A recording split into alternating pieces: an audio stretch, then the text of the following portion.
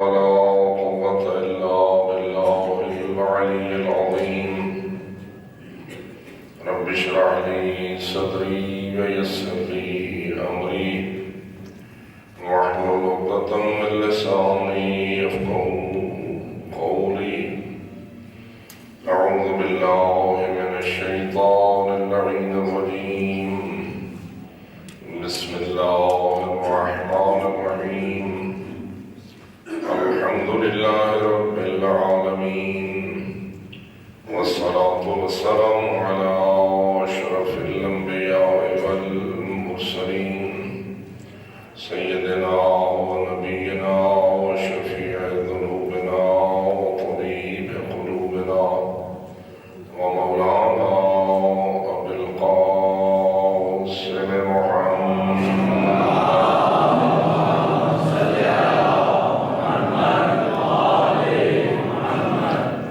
والصلاة والسلام على أهل بيته الطيبين الطاهرين المعصومين الغر الميامين المنتجبين المكرمين، الذين قال الله تعالى في شأنهم: إنما يريد الله ليذهب عنكم الرجس أهل البيت ويطهركم تطهيرا.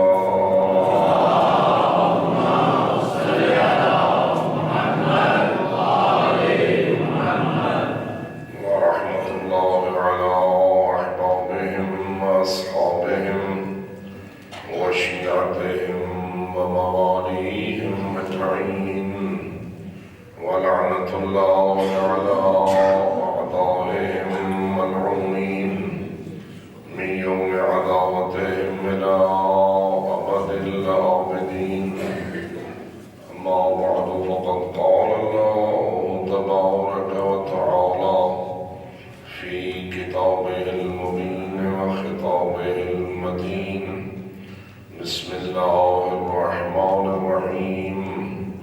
لقد من الله على المؤمنين إذ بعث فيهم رسولا من أنفسهم يتلو عليهم آياته ويزكيهم ويعلمهم الكتاب والحكمة وإن كانوا من قبل لفي ضلال مبين.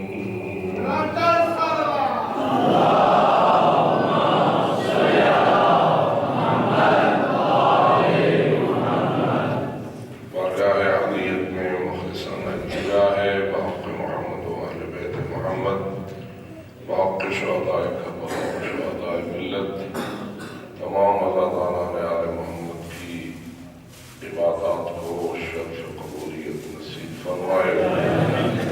ہمارے اسلاف کو جنہوں نے ہمارے لیے نوازش فرمائی اور عزاداری کو ہم تک پہنچایا، رب العزت انہیں جوار رحمت عطا فرمائے، مغفرت کاملہ سے سرفراز کرے اور ہمیں اس سلسلے خیر کو محفوظ، معصوم اور زیادہ ترقی دینے میں کامیابی نصیب فرمائے. خداوند منان اس عزاداری کے طفیل سب کی مشکلات کو آسان فرمائے، دنیاوی مشکلات کو بھی آسان فرمائے، اخروی مشکلات کو بھی آسان فرمائے، دنیاوی سعادتیں بھی نصیب فرمائے اور اخروی سعادتوں سے بھی بہتر فرمائے. اپنی دعاؤں کی قبولیت کے لیے بآواز بلند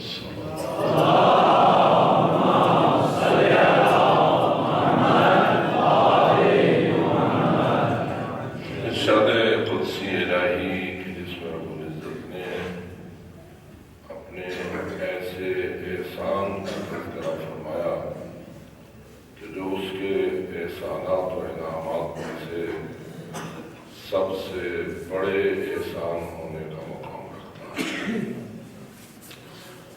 فرماتا ہے: لقد من اللہ علی المؤمنین، بے شک اللہ نے مومنین پر یہ احسان فرمایا ہے کہ ان میں سے ایک ہستی کو رسول بنا کر بھیجا ہے جس کے فرائض یہ ہیں کہ یتلو علیہم آیات وہ مومنین پر اللہ کی آیات کی تلاوت کرتا ہے، یزکیہم اور ان کے نفوس کو پاک و پاکیزہ کرتا ہے، وَيُعَلِّمُهُمُ الْكِتَابَ اور انہیں کتاب کا علم پہنچاتا ہے، تعلیم دیتا ہے، والحکمہ اور الہی حکمت کا نور ان کے درمیان تقسیم کرتا ہے، وَإِنْ كَانُوا مِنْ قَبْلُ لَفِي ضَلَالٍ مُبِينٍ اگرچہ ان کی پرانی کیفیت یہ ہے کہ وہ اس نور ہدایت کے آنے سے پہلے کھلی گمراہی کے گڑھے میں گرے ہوئے تھے۔ بابا بلند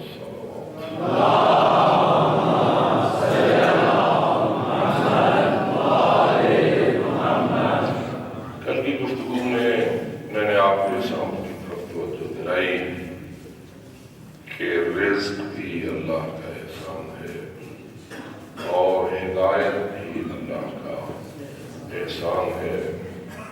عموماً جب احسانات کا لفظ انسان کے کان سے ٹکراتا ہے تو بادی النظر میں ابتدائی نگاہ میں انسان کی توجہ ان انعامات اور نعمتوں پر جاتی ہے جو اس کی جسمانی ضروریات کو پورا کرتی ہے اور جنہیں ہم لفظ رزق سے تعبیر کرتے ہیں۔ اور عموماً آپ جب دعائیں مانگتے ہیں تو زیادہ تر یہی کہا جاتا ہے کہ اللہ میرے رزق میں وسعت اور برکت عطا فرما۔ جو چاہتا ہے اپنے رزق میں وسعت اور برکت وہ بابا بلند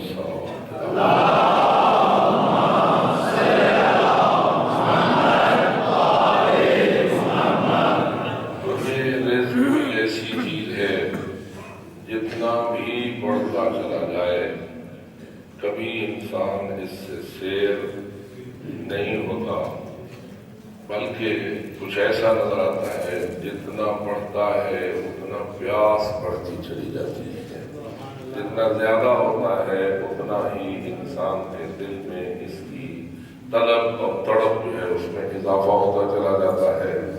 معلوم ہوتا ہے کہ اللہ نے ہماری جسمانی ضروریات کو پورا کرنے والے سامان کو ہمیں بہت ہی محبوب بنایا ہے ہمارے لیے، اور اس کو ہمارے قلب کی تمنا بنایا ہے۔ لیکن آیا احسان رب العزت فقط رزق تک محدود ہے یا اس سے بالا تر بھی کوئی اور احسان رب العزت نے ہمارے لیے بنایا ہے؟ یہ انسانی توجہ پر ہے جو فقط اپنے جسمانی ضروریات کو اپنی ضرورت سمجھتا ہے وہ اس کی طرف زیادہ متوجہ ہوتا ہے، لیکن آخر جو حضرات اس امر کی طرف بھی متوجہ رکھتے ہوتے ہیں کہ ہمارے پاس فقط جسم ہے یا روح بھی ہے۔ اس وقت آپ جتنے حضرات تشریف فرما ہیں فقط جسم کے ساتھ تشریف فرما ہے یا روح کے ساتھ تشریف فرما ہے؟ جی جواب یہ ہے کہ جسم بھی ہے، لیکن ہمارے جسم کو اس مرکز عبادت میں ہمارا روح کھینچ کے لایا ہے۔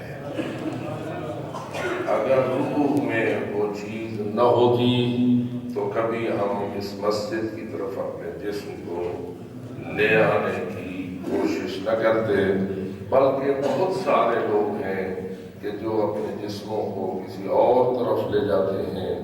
ادھر سے بعض لوگ روکتے ہیں، بعض کسی وجہ سے روکتے ہیں، بعض کسی وجہ سے روکتے ہیں، لیکن الحمدللہ آپ کو اللہ کا شکر ادا کرنا چاہیے کہ اس نے آپ کو روح میں کوئی ایسا نور عطا فرمایا ہے کہ اس روح نے آپ کو آمادہ کیا اس بات کی طرف کہ آپ اپنے جسم کو رحمت دیں، تکلیف دیں اور مجلس امام حسین میں حاضر ہوں۔ پھر اس مجلس امام حسین میں آپ کو کون سی غذا ملتی ہے؟ آیا جسمانی غذا ملتی ہے یا روحانی غذا ملتی ہے؟ میں کبھی کبھی توجہ دلایا کرتا ہوں، اکثر مجالس میں یہ انتظام بھی ہوتا ہے کہ کچھ تبرک، کچھ نیاز پکا کر مجلس سے پہلے یا مجلس کے بعد یا کھلا دی جاتی ہے یا ساتھ دے دی جاتی ہے، شاپروں میں بند کر کے بھی دے دی جاتی ہے۔ وہ بھی ایک انعام ہوتا ہے، وہ بھی ایک غذا ہوتی ہے۔ لیکن آپ حضرات سے میں پوچھتا ہوں، وہ غذا جو تھال میں ڈال کر، وہ غذا جو ٹرے میں رکھ کر، وہ غذا جو آپ کو شاپر میں ڈال کر دی جاتی ہے، وہ اعلیٰ غذا ہے یا جو آپ کو اس منبر کے طفیل روح کی غذا کے طور پر ملتی ہے، وہ اعلیٰ غذا۔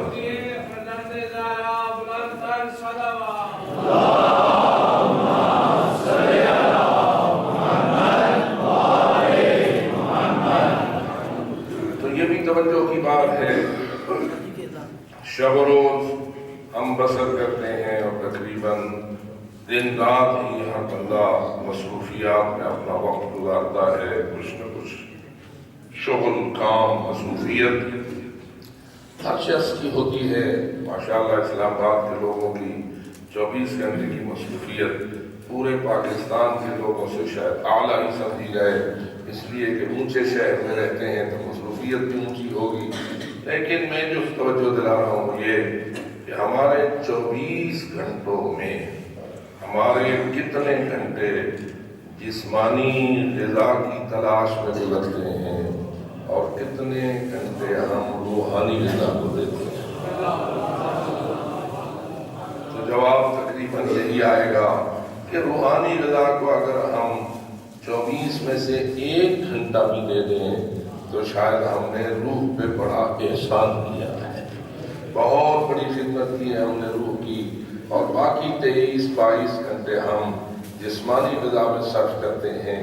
اور کبھی کبھی یہ بھی سوچتا ہوں کہ جسمانی غذا کو ڈھونڈتے تلاش کرتے انسانی جسم تھک جاتا ہے، اور تھکنے کے بعد اسے ایک آرام کی ضرورت ہوتی ہے۔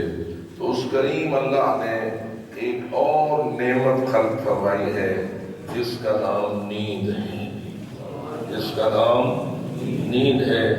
وہ نیند کوئی ایسی عجیب نعمت الہی ہے کہ جب ہمارے بدن پہ چھا جاتی ہے تو اس کا نتیجہ یہ نکلتا ہے کہ ہماری تھکاوٹ ختم ہو جاتی ہے، ہماری ضائع شدہ توانائی بحال ہو جاتی ہے، اور ہم دوبارہ بحال ہو کر کس کام میں مصروف ہو جاتے ہیں؟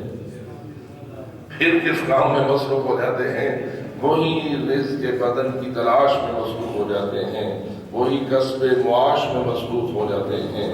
اور اگر خداوند کائنات نے کوئی ایسا بٹن ہمارے بدن میں رکھا ہوتا کہ ہم اگر چاہتے تو نیند کو آف کر دیتے، اس بٹن کو آف کرتے اور نیند کی ضرورت ہمیں نہ رہتی، تو یہ 5-6-7 گھنٹے جو ہم نیند میں گزارتے ہیں، سچ بتائیے مجھے، مسجد میں بیٹھے ہوئے اور امام بارگاہ میں تشریف فرما ہے، اس کو 5-6 گھنٹے پھر ہم کیا کرتے؟ کس مصروفیت میں خرچ کرتے؟ تو جواب آتا ہے کہ پھر بھی ہم وہی جسمانی جو ضروریات ہیں ان کو پورا کرنے میں ہی ان 5-6 گھنٹوں کو بھی لگا دیتے۔ اچھا کیا ہے میرے اللہ نے کہ نیند کے بٹن کو آف کرنے کی کوئی طاقت ہمارے اختیار میں نہیں رکھی، ورنہ رزق ہمیں اتنا پیارا لگتا ہے، یہ معاش اور زندگی کی بدنی ضروریات کا سامان ہمیں اتنا محبوب لگتا ہے، اتنا محبوب لگتا ہے، تو ہم اس کے مقابلے میں کسی اور چیز کو اہمیت دینے کے لیے تیار پریکٹیکل لائف میں نظر نہیں آتے۔ لیکن اس کے باوجود بھی میں آپ لوگوں سے پوچھتا ہوں، بتائیے جسمانی غذا کی اہمیت زیادہ ہے یا روحانی غذا کی اہمیت زیادہ ہے؟ مصروفیات آپ کی میری سب کی ایسی ہی ہیں کہ ہم اپنے 24 گھنٹوں میں سے زیادہ مصروفیت رزق اور بدنی ضروریات کو پورا کرنے کے لیے صرف کرتے ہیں، لیکن اس کے باوجود آخر یہ کیا چیز ہے کہ آپ بولتے ہیں اور جواب یہی دیتے ہیں کہ نہیں، رزق سے زیادہ اہمیت روحانی غذا کو حاصل ہے، اور اسی کو میں کہہ رہا تھا آپ کی خدمت میں، روحانی غذا کا نام قرآن نے ہدایت رکھا ہوا ہے۔ قرآن مجید کی اصطلاح کو اگر آپ سامنے رکھیں تو اس نے روحانی غذا کو کیا کہا ہے؟ ہدایت۔ هو الذی ارسل رسولہ بالہدی ودین الحق۔ وہ ذات، وہ محسن ذات ہے، وہ کریم ذات ہے، جس کو میں پھر اسی انداز سے ترجمہ کرنا مناسب سمجھوں گا کہ اس کا سب سے بڑا احسان یہ ہے کہ اس نے اپنے رسول کو بھیجا ہے۔ اس نے اپنے رسول کو بھیجا ہے۔ یہ بعثت رسول اکرم اور یہ ارسال سید الانبیاء والمرسلین اللہ کا سب سے بڑا احسان ہے۔ لیکن یہ رسول ہے اللہ تو نے بھیجا کیوں ہے اور کس مقصد کے لیے بھیجا ہے، وہ کیا لے کے آیا ہے؟ تو قرآن کا جواب ہے بالہدا ودین الحق۔ ہدایت لے کر آیا ہے اور دین حق لے کر آیا ہے۔ تو یہ بات بہت بڑی اہم ہے کہ سچا مسلمان وہ ہے جو رزق کے وسائل کو ثانوی حیثیت دے اور ہدایت کو اولین حیثیت دے، تب اسے سمجھ آئے گا کہ حسینیت کیا ہے۔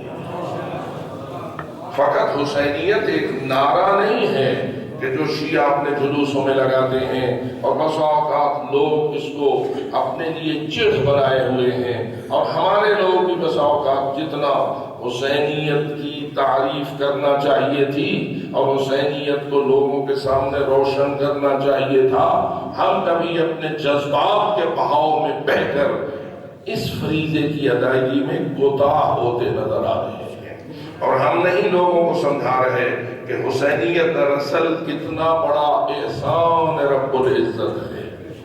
اور آپ کو سمجھنا چاہیے، کوئی مسجد میں ہو، کوئی مدرسے میں ہو، کوئی بازار میں ہو، کوئی دربار میں ہو، کوئی کسی قسم کی بھی مصروفیت میں ہو، اس کے لیے اللہ کے سب سے بڑے احسان کا نام دوسرے الفاظ میں حسینیت ہے۔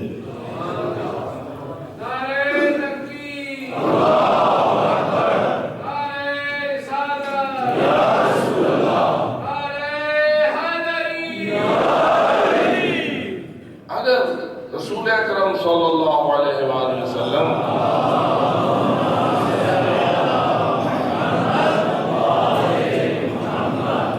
چادر میں لے لیتے ہیں پنجتن پاک کو اور یہ الفاظ فرماتے ہیں کہ اللہم ہؤلاء اہل بیتی وخاصتی وحامتی لحمهم لحمی ودمهم دمی یولمنی ما یولمهم ویحزننی ما یحزنهم انا حرب لمن حاربهم وسلم لمن سالمهم وعدب لمن عاداهم ومحب لمن احبهم انہم منی وانا منہم۔ یہاں میں آپ لوگوں سے سوال کرنا چاہتا ہوں، ترجمہ کرنے کی ضرورت نہیں ہے، بظاہر کوئی ایسا لفظ نہیں ہے جو رسول اکرم کو اپنے اور اپنی اہل بیت کے قرب کو بیان کرنے کے لیے چاہیے تھا اور حضرت نے اس کو استعمال نہیں کیا۔ یہاں واضح ہے کہ لحمہم لحمی سے مراد کوئی گوشت کی قسم کو بیان کرنا نہیں ہے، دمہم دمی سے مراد کوئی خون کے گروپ کو بیان کرنا مقصود نہیں ہے۔ یہ جتنے بھی آپ کے سائنسی تجزیے ہیں، یہ اتنی قسمیں ہوتی ہیں خون کی، اس کے اتنے گروپس ہوتے ہیں، گوشت میں یہ ہوتا ہے اور ہڈی میں یہ ہوتا ہے، یہ جسمانی قسم کا تشابہ اور جسمانی قسم کا ایک ہونا رسول اکرم اس کو بیان نہیں کر رہے۔ حتیٰ کہ اگر میں کہوں رسول فقط اپنے نسبی رشتے کی بھی وضاحت نہیں کر رہے، اگر سچ پوچھتے ہو تو روحانی رشتے کی وضاحت کر رہے ہیں۔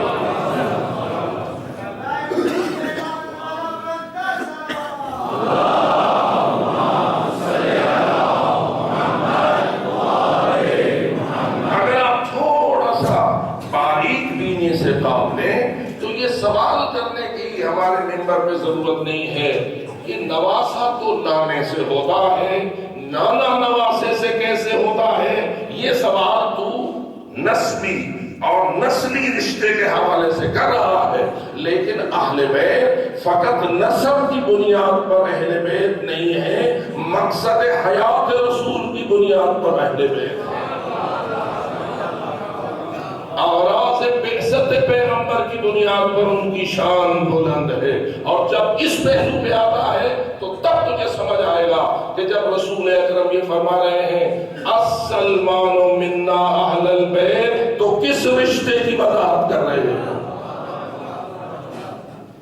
السلمان منا اہل البیت فرمایا ہے یا نہیں فرمایا ہے؟ تو یہ کون سا رشتہ ہے؟ یہ کوئی نسلی رشتہ بیان ہو رہا ہے؟ یہ کوئی خاندانی رشتہ بیان ہو رہا ہے؟ یہاں تو نہ نانے اور نواسے کی بات ہے، نہ چچا زاد اور مامو زاد کی بات ہے، نہ بھانجے اور بھتیجے کی بات ہے، نہ قوم اور قبیلے کی بات ہے، نہ علاقے اور نسل کی بات ہے۔ کہاں کا ہے سلمان، کہاں کا ہے بنی ہاشم؟ یہ بات ہو نہیں سکتی۔ بس معلوم ہوتا ہے ایک رشتہ روحانی ہوتا ہے، جتنا مضبوط ہوتا جاتا ہے وہ نسبی رشتے پہ بھی غالب آتا جاتا ہے۔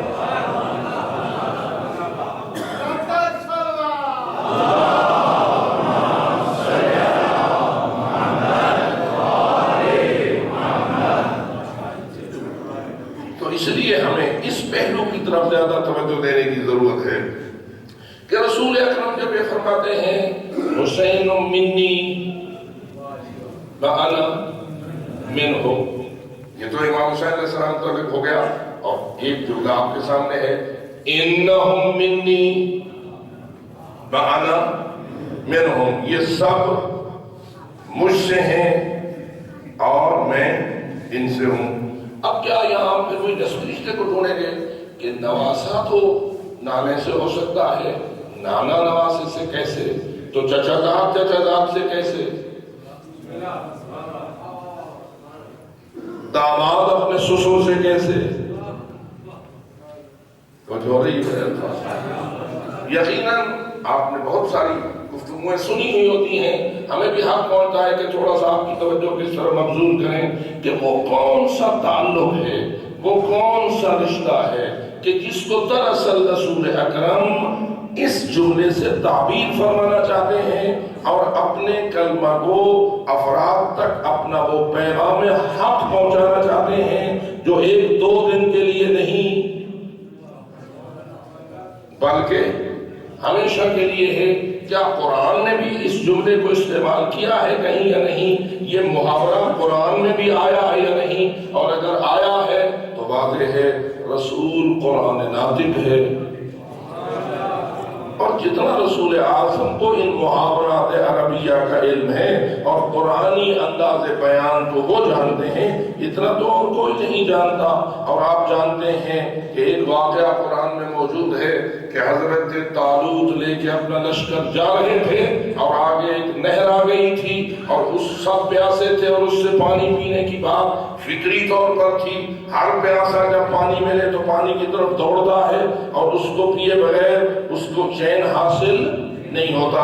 اب حضرت طالوت فرماتے ہیں من شرب منہ فإنہ فلیس منی ومن لم یشربہ تو جو ہے جس نے پی لیا وہ منی نہیں، اور جس نے نہ پیا وہ منی ہے۔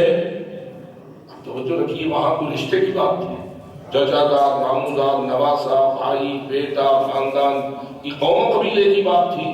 وہاں ایک کردار کی بات تھی، وہاں ایک اطاعت کی بات تھی، وہاں ایک نظریے کی بات تھی، وہاں ایک قاص کی بات تھی۔ حکم تھا اگر مان لو گے تو میرے ہو اور اگر نہیں مانو گے تو میرے نہیں ہو۔ معلوم ہوا جتنا کوئی تابعدار ترین ہوتا جاتا ہے اتنا اس کا رشتہ منی مضبوط سے مضبوط تر ہوتا جاتا ہے، اور جو کوئی اس منزل پہ فائد ہوتا ہے جس پہ رسول کے لیے علی ہے، جس پر رسول کے لیے زہرا ہے، جس پر رسول اعظم کے لیے حسنین ہے، جس پر رسول اعظم کے لیے سارے ائمہ ہدی علیہم الصلوۃ والسلام ہے، وہ اس مقام پہ فائز ہے کہ جس کی مثل نہ کوئی تھا نہ ہو سکتا ہے. یہی تو وجہ ہے کہ رسول اکرم کی جو تعبیرات ہیں علی حیدر کرار اور اہل بیت کے لیے وہ یقیناً بنیاد میں ایک ہے، تعبیرات سمجھانے کے لیے ہیں. آپ ذرا یہ فرمائیے، رسول فرماتے ہیں علی منی کالرأس من الجسد، علی مجھ سے ایسے ہیں جیسے سر ہوتا ہے بدن سے. علی مجھ سے ایسے ہیں جیسے سر ہوتا ہے بدن سے. اب بتائیے یہ کس چیز کو بیان کیا جا رہا ہے؟ اور اس نقطے کو سمجھنے کی ضرورت ہے کہ سر کے بغیر بدن کی کیا کیفیت ہوتی ہے. سر کے بغیر بدن مردہ ہے نا ایسے. تو رسول اکرم کیا سمجھانا چاہتے ہیں؟ ایک ہے جسم علی، ایک ہے مقام علی، ایک ہے بدن مقدس علی حیدر کرار، اور ایک ہے مقام و مرتبہ علی حیدر کرار. اب اگر علی حیدر کرار کے مقام و مرتبہ کو مقام و مرتبہ رسول کے ساتھ توازن کرتے ہوئے نتیجہ نکالو گے تو بات اور ہو جائے گی. اور اگر دو جسموں اور بدنوں کو آپس میں ربط سوچنے کی کوشش کرو گی تو نتیجہ اور ہو جائے گا. اور اگر بدن کے اعتبار سے غور کرو گے تو شاید یہ قول اتنا حق بھی ثابت نہ کر سکو جتنا اس کے حق ہونے پر ہم ایمان رکھتے ہیں. اور اگر مرتبہ اور مقام کے اعتبار سے غور کرو تو پھر تمہیں سمجھ آئے گا کہ کیوں اللہ فرما رہا ہے یا ایھا الرسول بلغ ما انزل الیک من ربک وان لم تفعل فما بلغت رسالتہ. اے رسول اس پیغام کو پہنچا دو، اگر نہیں پہنچاؤ گے تو فما بلغت رسالتہ، آپ نے اپنی رسالت کے فریضے کو انجام. کیوں؟ اس لیے کہ جس اعلان کی بات میں نے تمہیں کی ہے اس کا تعلق ہے ایک مرتبہ و مقام علی کے اعلان کے ساتھ، اور اس مرتبہ و مقام حیدر یا اس مرتبہ و مقام ولایت، اس نظام ولایت کا تیری رسالت میں وہ مقام ہے کہ اگر وہ نہ بیان ہو اور وہ لوگوں تک نہ پہنچے تو نتیجتاً آپ کی رسالت کا سارا کام بے فائدہ اور بے مقصد قرار پا جائے گا. یہی تو وجہ ہے کہ رسول اکرم نے جب تک اعلان نہیں کیا اس وقت تک اللہ نے الیوم اکملت لکم دینکم واتممت علیکم نعمتی ورضیت لکم الاسلام دینا کی سند نہیں دی.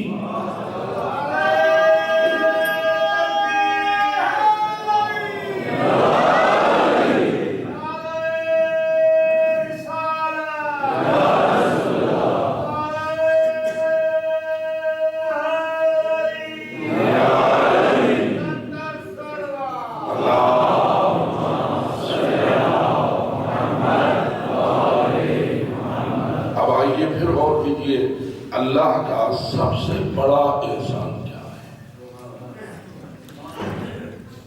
اللہ کا سب سے بڑا انعام کیا ہے؟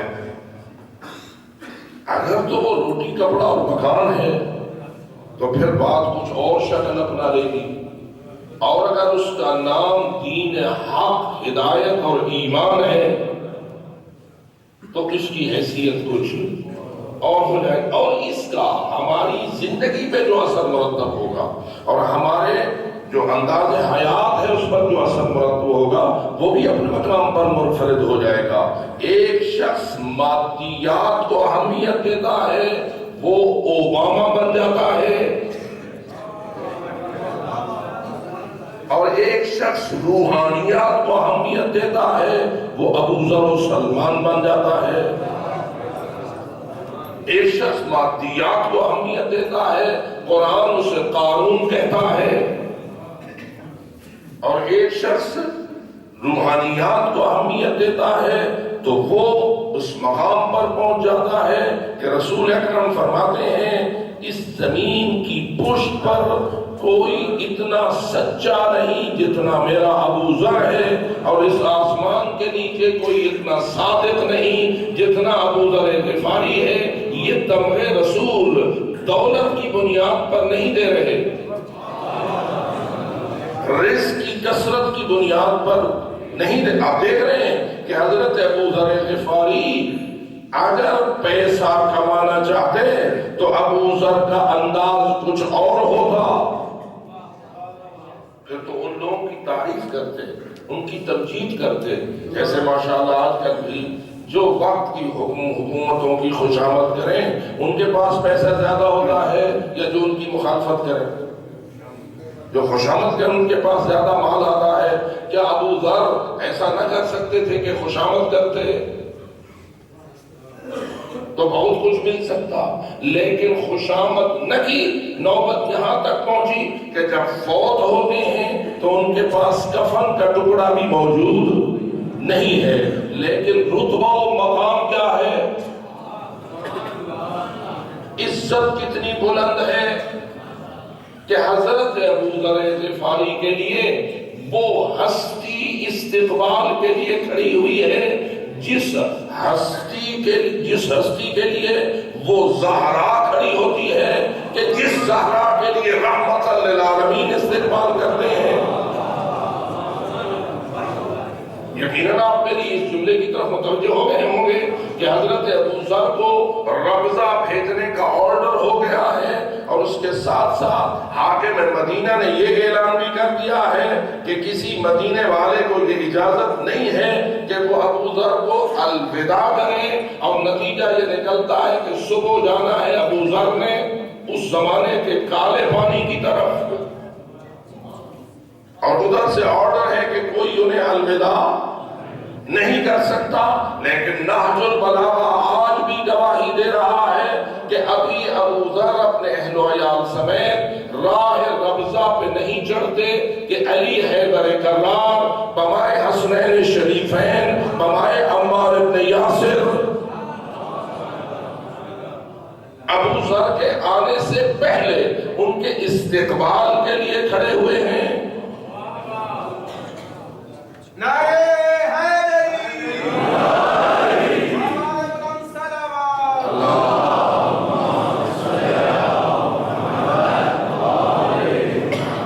کون کھڑا ہے، کس کے لیے کھڑا ہے،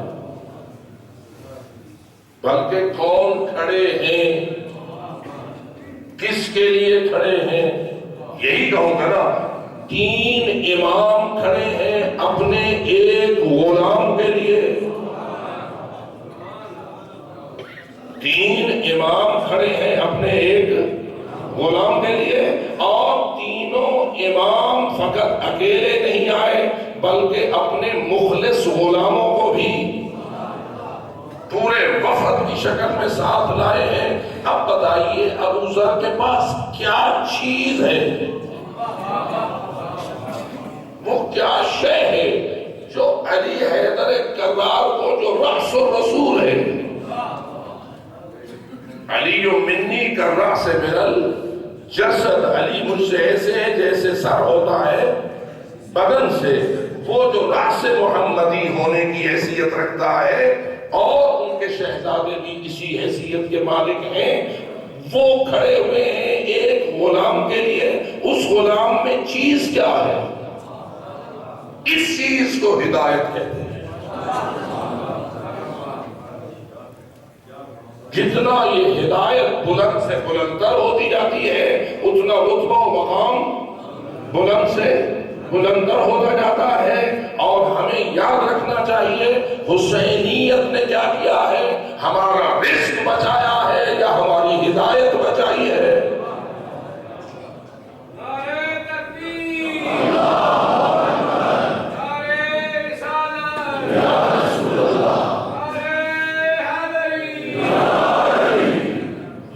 سمجھنے کا ہے، مجھ جیسا ایک منبر پر آنے والا تو شاید گھٹیا پن کا اظہار کرتے ہوئے یہ کہے کہ حسینیت نے میرے رزق کے وسیلے کو پیدا کیا ہے، اور میرا منبر پہ آنا میرے رزق میں کثرت کا باعث بنا ہے، میں کہہ رہا ہوں کہ یہ میرا گھٹیا پن ہوگا۔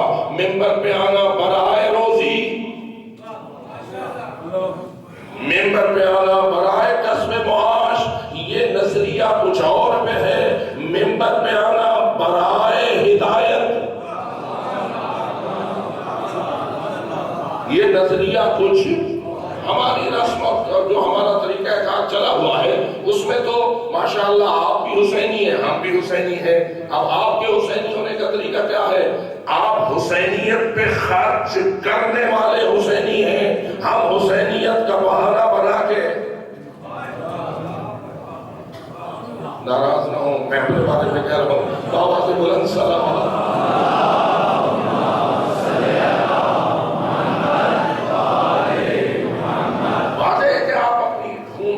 کی کمائی کما کر امام حسین کے نام پر خرچ کرنے والے حسینی ہیں، یہ آپ کی حسینیت ہے۔ اور اگر میرا نظریہ بھی فقط یہی ہو جائے کہ میرا اولین مقصد یہی ہے کہ میرے لفافے بھاری ہو جائیں اور میرے پاس جو نیاز آنے والی ہے وہ کثیر ہو جائے اور میں اس ذریعے سے زیادہ دولت مند ہو جاؤں، تو مجھے کہنے کا حق دو نا، اس سے بڑھ کر تو گھٹیا پن اور کوئی نہیں۔ اگر میں اس نظریے سے آتا ہوں کہ اگر میری زبان سے نکلے ہوئے کچھ الفاظ کسی کی گمراہی کو ختم کرنے اور کسی کے اندر نور ہدایت کو پیدا کرنے کا باعث بن سکتے ہیں، تو اس سے بڑھ کر کوئی بڑی عبادت نہیں کہ یہی وہ کام ہے جس کے لیے اللہ نے رسولوں کو بھیجا تھا، جس کے لیے اللہ نے ائمہ خدا کو امام بنایا تھا۔ یہی تو بڑا احسان ہے کہ جس کا تصور نہیں ہو سکتا۔ اگر کہا گیا ہے اور حدیث برحق ہے کہ العلماء ورثۃ الانبیاء، العلماء ورثۃ العلماء کیا ہوتے ہیں؟ انبیاء کے وارث ہوتے ہیں۔ کس چیز میں؟ جی ذمہ داری میں پہلی وراثت ہے یا پروٹوکول میں پہلی وراثت ہے؟ ایک احترام کرتے ہیں آپ انبیاء کا، ایک پروٹوکول دیتے ہیں آپ اپنے انبیاء کو، اور اسی طرح آپ احترام کرتے ہیں اپنے زمانے کے علماء کا بھی۔ لیکن علماء کے بارے میں آپ بھی سوچیں، میں بھی سوچوں، اصل وراثت اس ذمہ داری کو پورا کرنے میں ہے جو اللہ نے انبیاء کے دوش پر رکھی تھی۔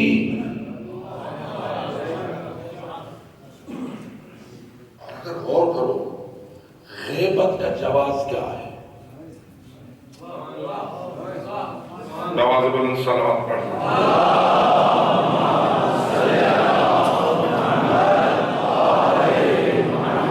بات ہدایت پہ ہو رہی ہے، اور ہدایت کو میں اللہ کا سب سے بڑا احسان عرض کرنے کی سعادت حاصل کر رہا ہوں، اسی پہلو میں عرض کر رہا ہوں۔ امام برائے ہدایت امام ہوتے ہیں، یہ کسی اور مقصد کے لیے جی جانشین پیغمبر وخلیفۃہ بلا فاصل، یہ فقط سیاست میں خلیفۃ بلا فاصل ہوتے ہیں یا ہدایت میں خلیفۃ بلا فاصل؟ ذرا اپنے اس قضیے کو سمجھو گے۔ میں دیکھتا ہوں بہت سارے لوگ خلافت کے مسئلے کو فقط دائرہ اختیارات سیاست تک محدود سمجھتے ہیں۔ لیکن میں آپ سے پوچھتا ہوں، جب خلافت علی سے چھن گئی یا سیاسی اقتدار علی سے چھن گیا تو سب کچھ چھن گیا؟ سارے کمالات چھن گئے، سب کچھ لٹ گیا؟ نہیں، بس یہی کہوں گا نا، علی سے وہ چیز نہیں لٹی جو علی کی ذمہ داری کو ادا کرنے کی بنیاد تھی۔ یہی وجہ ہے کہ سیاست لوگوں نے کی، ہدایت علی نے کی۔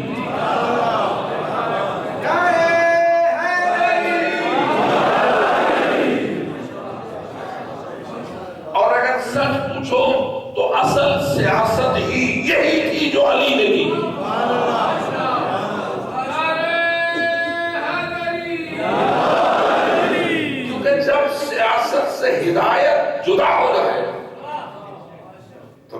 سیاست کی حالت کیا ہو جاتی ہے؟ وہ میں نے تو نہیں کہا، وہ تو علامہ اقبال کہتے ہیں نا، جدا ہو دین سیاست سے تو رہ جاتی ہے بتا، جدا ہو دین سیاست سے، سیاست ہو دین اس سے نکل جائے تو باقی کیا بچے گی؟ یعنی وہ سیاست کیا بن جائے گی؟ چنگیزیت بن جائے گی۔ چنگیزیت ظلم و بربریت کا نام ہے۔ تو اس لیے میرے محترم دوستو، اللہ نے امام کو بھی ہادی برحق بنا کر بھیجا ہے، اور وہ ذمہ داری جو رسول اکرم کے کندھے پر تھی، بعد رسول اکرم کن کی ذمہ داری بنی؟ امام وقت کی ذمہ داری بنی۔ ہر امام دوسرے امام کا وارث ہوتا گیا اور اس ہدایت کی ذمہ داری کو ادا۔ اب زمانہ غیبت آ گیا، باب ہدایت بند ہو گیا۔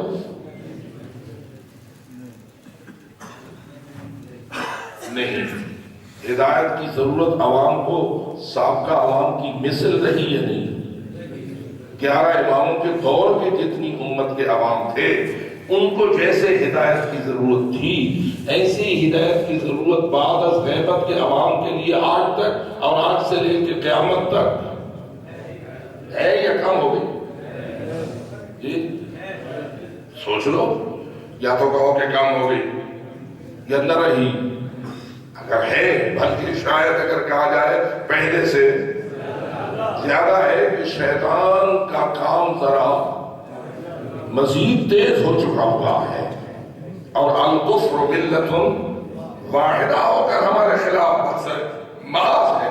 تو جب ایسی صورتحال ہے تو فرمائیے، غیبت تو امام تو ہوتا ہے ہدایت کے لیے، جب غائب ہو جائے گا تو ہدایت کیسے ہوگی؟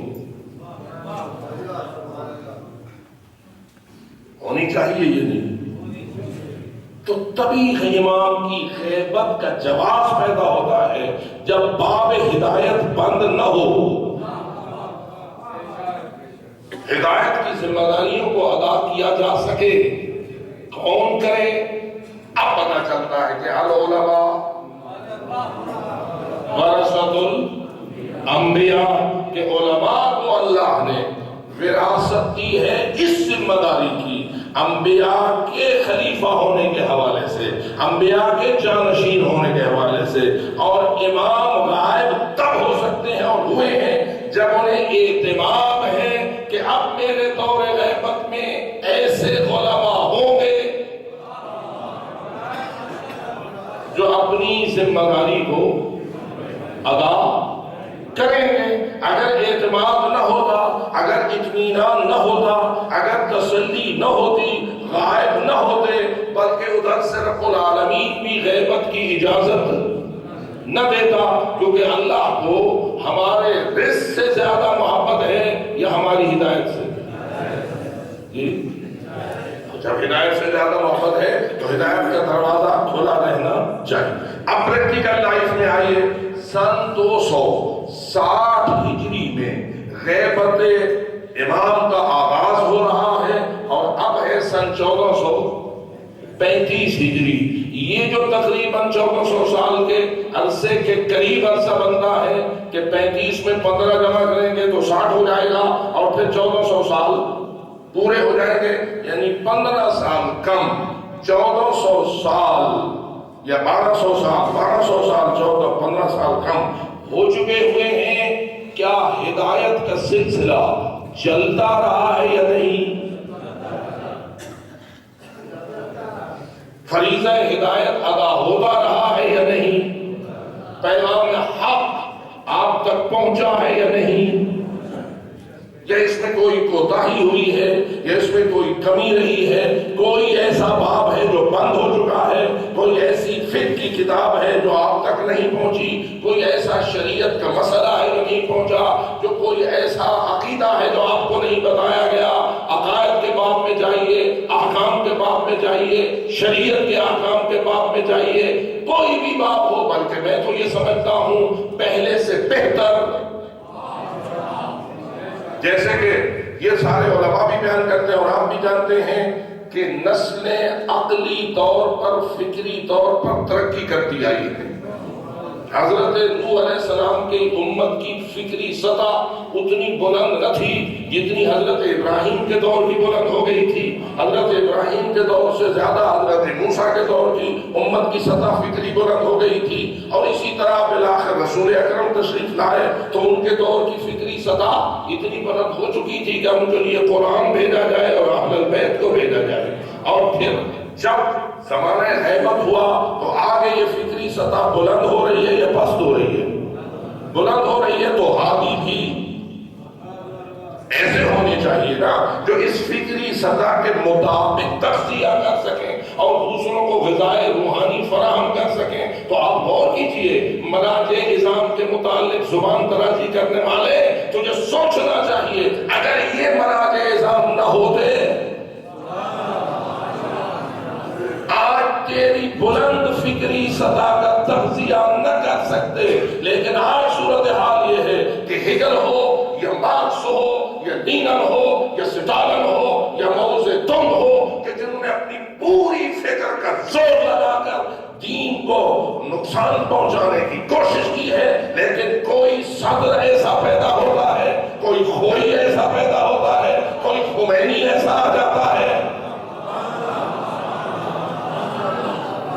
جو فقط انقلاب سیاسی نہیں لاتے بلکہ انقلاب علمی لے کر آتے ہیں. اور نتیجہ یہ نکلتا ہے کہ شیطانی جرنیلوں کے ہر وار کا حسینیت کی تلوار کے ساتھ ایسا مقابلہ کرتے ہیں کہ مثل یزیدیت شکست کھا جاتی ہے اور حسینیت زندہ.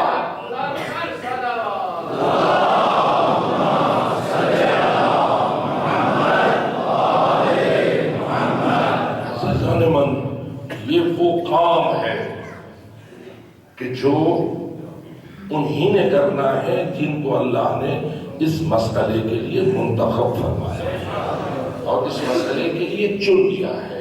لوگوں نے لفظ تقلید کو ایک گالی بنا لیا ہوا ہے اور لفظ مرجعیت کے خلاف آج اتنا زور لگایا جا رہا ہے. اس لیے میں آپ سے یہ اپیل کرتا ہوں کہ مرجعیت کے خلاف زبان درازی دراصل منصب ولایت و امامت کے خلاف زبان درازی ہے. اس لیے معصوم نے فرمایا تھا انہم حجتی علیکم وانا حجت اللہ علیہم الرات علیہم کالرات علینا والرات علینا فی حد الشرک باللہ. وہ اللہ کے حق میں شرک کرتا ہے. اس لیے یہ کوئی پارٹی بازی کی بات نہیں ہے، ضرورت اور ہدایت کی بات ہے. اور خداوند تعالیٰ نے ہمیں ایسا دور عطا فرمایا ہے کہ ہمیں سمجھنا چاہیے حسینیت ایک رسم نہیں، حسینیت ایک فریضہ ہدایت ہے. حسینیت فقط آنسو بہانے تک محدود نہیں، آنسو بہانا حسینیت کی طرف لے جانے کا وسیلہ ہے. ماتم فقط حسینیت اس کے اندر محدود نہیں، ماتم حسینیت کو یاد دلانے کا وسیلہ ہے. اصل حسینیت ہے دشمن اسلام قوتوں سے مقابلہ کرنا اور ہر گمراہی کو کافور کرنے کا نام حسینیت.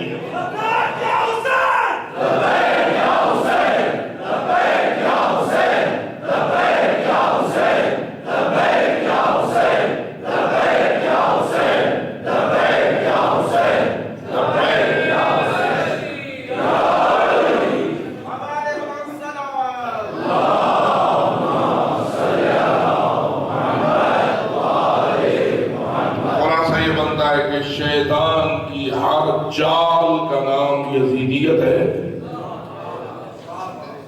اور اس چال کو ناکام کرنے والی ہر روحانی کوشش کا نام حسینیت ہے. اس میں پھر کس کی ذمہ داری ہے؟ اب لفظ علماء بھی ایک اصطلاح بن گیا ہے. ہمارے ہاں لفظ علماء بھی ایک اصطلاح بن گیا ہے. میں آپ سے پوچھتا ہوں کہ وہ بیویاں جن کے ہاتھ رسیوں میں باندھے گئے، جن کے سروں سے چادریں اتار لی گئی، جن کے سارے مار دیے گئے، جن کے خیمے جلا دیے گئے، جن کے جوان مارے گئے، جن کے بچے مارے گئے، جن کے بوڑھے مارے گئے، وہ وقت بڑا سخت تھا کہ جب بیویاں سہمی ہوئی خیموں میں چھپ گئی تھی۔ امام سجاد بستر مرض پر تھے، باہر سے آواز آ گئی تھی، الا قتل الحسین بکربلا، الا ذبح الحسین بکربلا۔ اور بیویوں کا جب کوئی سہارا نہ رہا تھا تو فطرت کا تقاضا بھی یہی تھا کہ بیویاں سہم کر خیموں کی چادروں میں چھپ گئیں۔ اور یقیناً ہر بیوی کے ذہن میں یہ سوال آ رہا ہوگا، اب ہمارا کیا ہوگا، اب یہ ظالم ہمارے ساتھ کیا سلوک کریں گے۔ میں اعتراض کرتا ہوں، کیا یہ بیویاں اصطلاحی طور پر لفظ علماء کے اندر آتی ہیں؟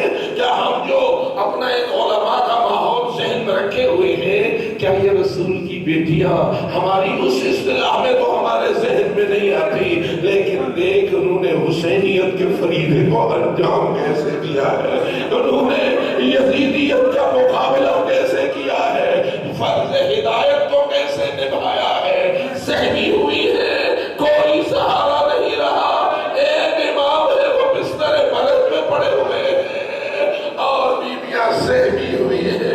روایت کے مطابق مولا بھی یہ سوچ رہے ہیں، بیویاں بھی یہ سوچ رہی ہیں، اب کیا ہوگا، یہ قاتل ہمارے ساتھ کیا سلوک کریں گے۔ اسی ماحول میں فاطمہ بنت الحسین سلام اللہ علیہا دروازے خیمے پہ کھڑی تھی اور سوچ رہی تھی یہی بات، بابا بھی مارا گیا، بھائی بھی مارے گئے، سارے شہید ہوئے، اب ہمارے ساتھ کیا ہونے والا ہے۔ روایت اکثر علماء نے یہ نقل کی ہے کہ رسول کی جوان بیٹی حسین مولا کی جوان دختر، اگر یہی وہ بیوی ہے کہ جسے حضرت حسن مسنہ کی زوجہ قرار دیا گیا ہے اور وہی فاطمہ کبریٰ کے نام سے مشہور ہے، تو وہ بیوی کھڑی ہے اور سوچ رہی ہے کہ اب کیا ہوگا، کہ اتنے میں دیکھتی ہے کہ درندہ صفت قاتل ہاتھوں میں لیے نیزے بڑے ہیں انہی خیموں کی جانب۔ اب جنہوں نے سارا دن یہ منظر دیکھا ہو، کبھی نیزے کھا کے علی اکبر کی لاش آئی ہے، کبھی نیزے کھا کے قاسم کا لاش آیا ہے، کبھی نیزوں سے چھلنی ہو کر اور محمد کا جنازہ آیا ہے، اور صاحب تو ویسے ہی سارے چھلنی ہوتے رہے، سارا دن جنازوں میں جنازے، جنازوں میں جنازے، ان بیویوں نے دیکھے ہو۔ اب ذرا بتا ان کے قلب ناظرین کی کیفیت کیا ہونی چاہیے۔ یہی وجہ ہے کہ بی بی کہتی ہے میں نے دیکھا درندہ صفت فوجیوں کا ایک دستہ، ہاتھوں میں لیے نیزے بڑا ہے خیموں کی جانب۔ اب دو منظر ہیں، ایک اندر بیویوں کا ہے، ایک اس دختر حسین کا ہے۔ دختر حسین تو دوڑی، اپنی جان بچانے کے لیے بھاگی، لیکن اس کے پیچھے ایک فوجی دوڑا جس کے ہاتھ میں نیزہ تھا، یہ اس بیوی کے پیچھے دوڑا اور باقی سارے ظالم خیموں میں بلا اذن داخل ہوئے، بدون اذن داخل ہوئے۔ میں اب کس کی مصیبت کو پڑھوں، آیا اس دوڑنے والی بیٹی کی مصیبت کو پڑھوں، یہ خیمہ والی سے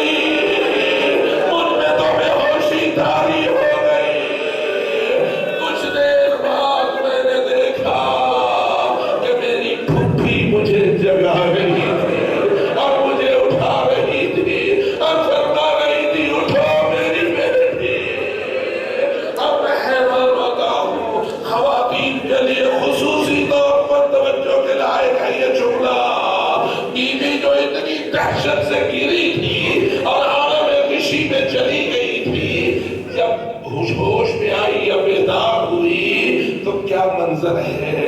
پھوپھی کو دیکھنے سے پہلے یہ جملہ ہے، میری پھوپھی اماں کوئی کپڑا ہے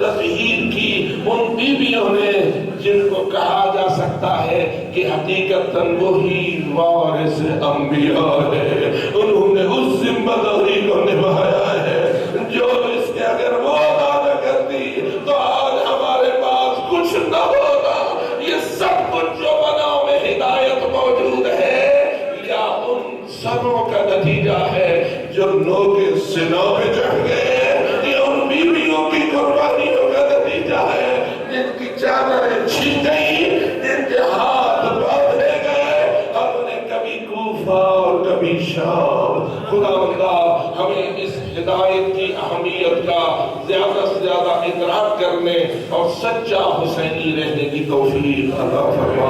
الا لعنت اللہ علی القوم الظالمین وسيعلم الذين ظلموا أيهم